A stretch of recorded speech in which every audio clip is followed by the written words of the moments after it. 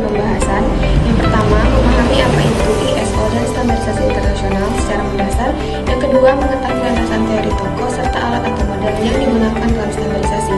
Yang ketiga, mempelajari manfaat nyata standarisasi bagi organisasi, masyarakat, serta melihat penerapan nyata dengan studi kasus.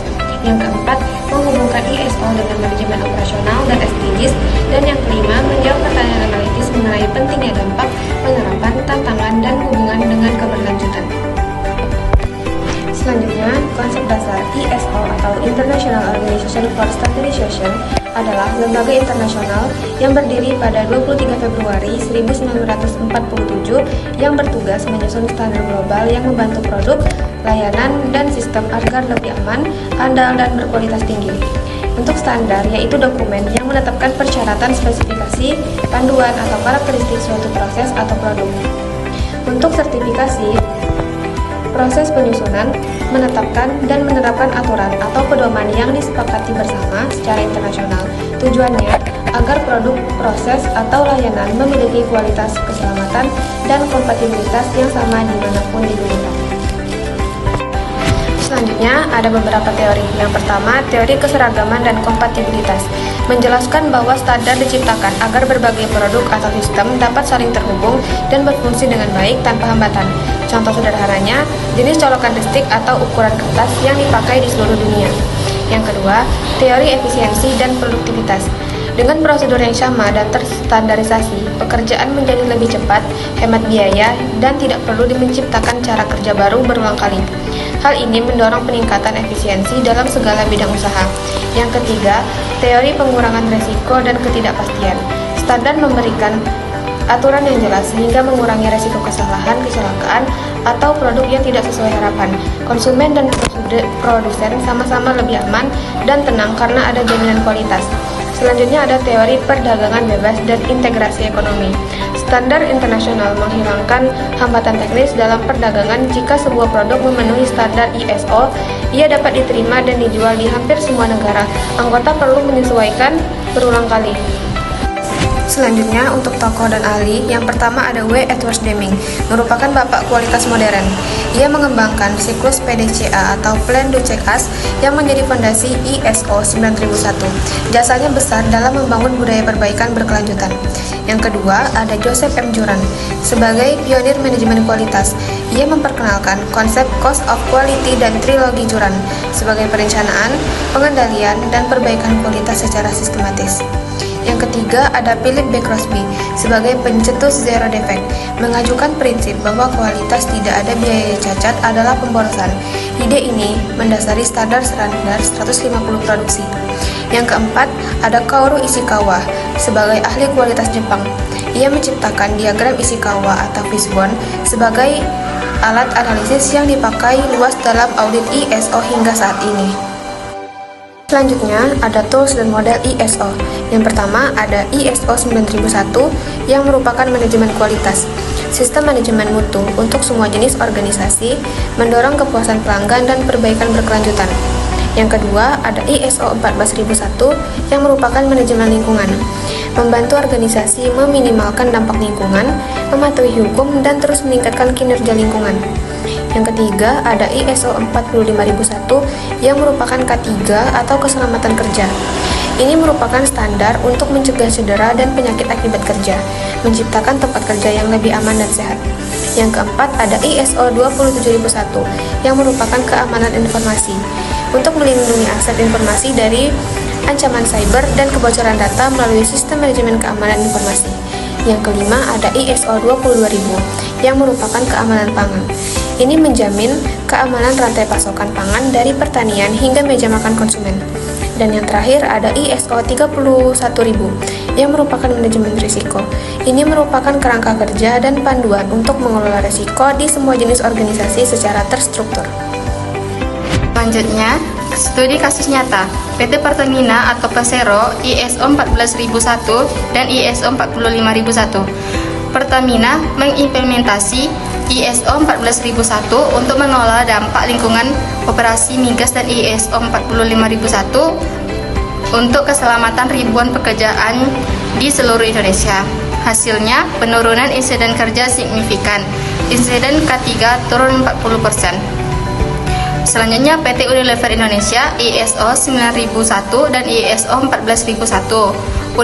Unilever Indonesia menerapkan standar mutu dan lingkungan secara terpadu. Ini tidak hanya meningkatkan kepercayaan konsumen, tapi juga mendorong efisiensi produk dan pengurangan limbah pabrik.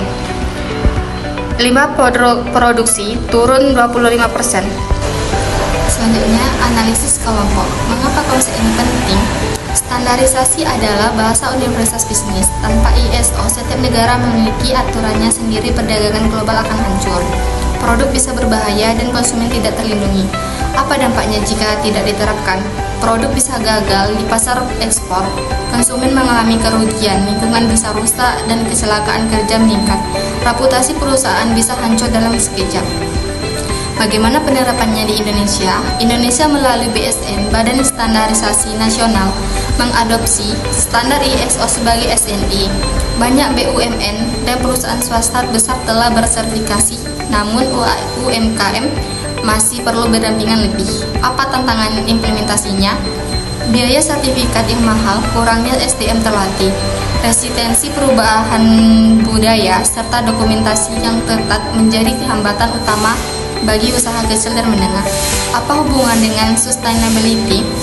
ISO 4001 dan 5001 dan 26000 langsung berkontribusi pada agenda keberlanjutan standar ini, memastikan bisnis beroperasi dengan mempertimbangkan dampak lingkungan dan sosial jangka panjang.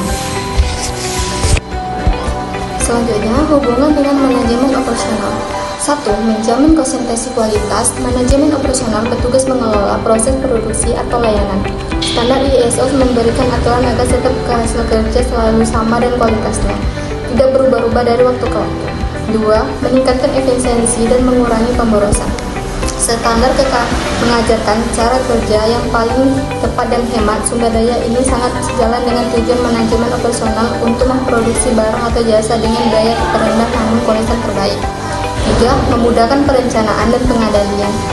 Manajemen operasional butuh pedoman yang jelas untuk merencanakan dan mengawasi pekerjaan. Dokumen dan prosedur ISO menjadi dasar pengawasan dan objektif dan terukur. 4. Mendukung inovasi dan perbaikan terus-menerus.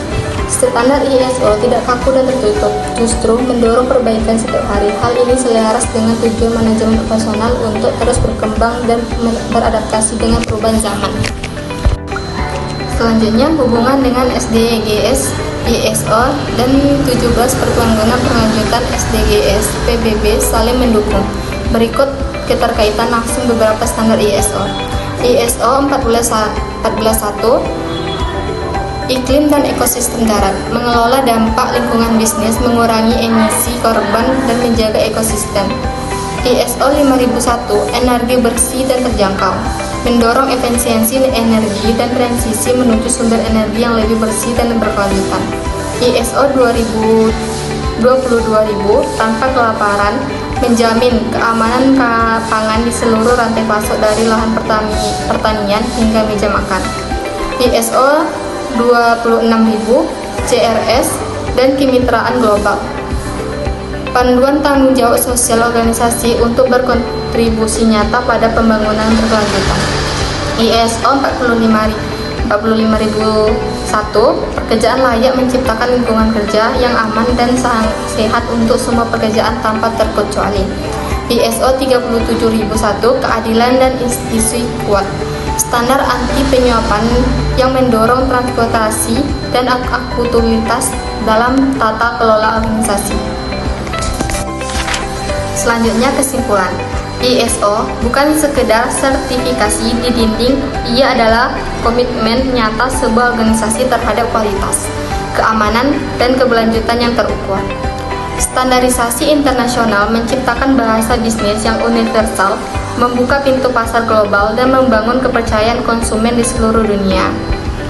Implementasi ISO harus dipandang sebagai investasi jangka panjang, bukan beban biaya. Manfaatnya, efisiensi, reputasi, dan daya saing jauh melebihi biayanya. Indonesia perlu memperluas adopsi standar ISO khususnya sektor UKM agar bisa bersaing secara setara di kancah perdagangan internasional. ISO dan SDGs berjalan beriringan. Menerapkan standar ISO berarti berkontribusi langsung pada tujuan pembangunan berkelanjutan yang menjadi agenda dunia.